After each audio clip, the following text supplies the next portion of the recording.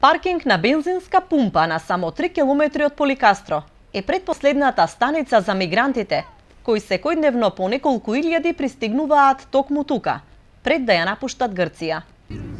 And so it's way so hard and here, and is I think about 8 hours stayed here just for police, and is waiting. I don't know how many time, how many hour, how many days I waiting here just for police. I don't know.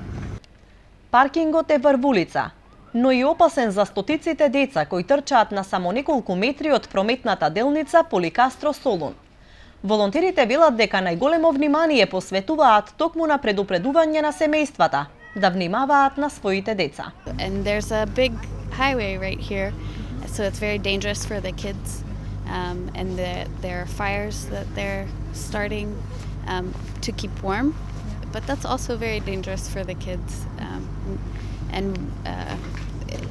It's temporary, so there's not enough lighting and these kind of things. So it's not a good situation.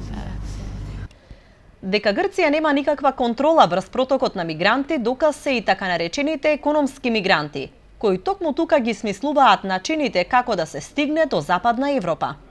Овие млади луѓе немаат документи, но имаат план како да ја поминат грчко-македонската граница. Чекаат да се смрачи со помош на навигација и добра среќа да влезат во Македонија преку илегалните премини.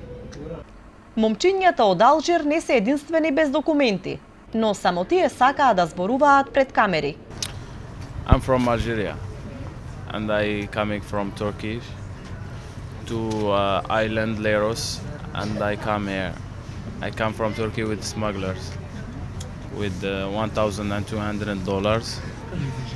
We come here to Athens and now we are here we want to go to France. За разлика од центарот кој е подигнат на паркингот кај Поликастро, кампот во Идомени е сместен на самата граница, но поголемиот дел од времето тој е затворен. Од другата страна на границата лежи товарот за селекција на мигрантите. Македонија ги засили патрулите долж граничната линија, а поставува и втор слој на жичана ограда, токму за да се заштити од илегалните преминувања.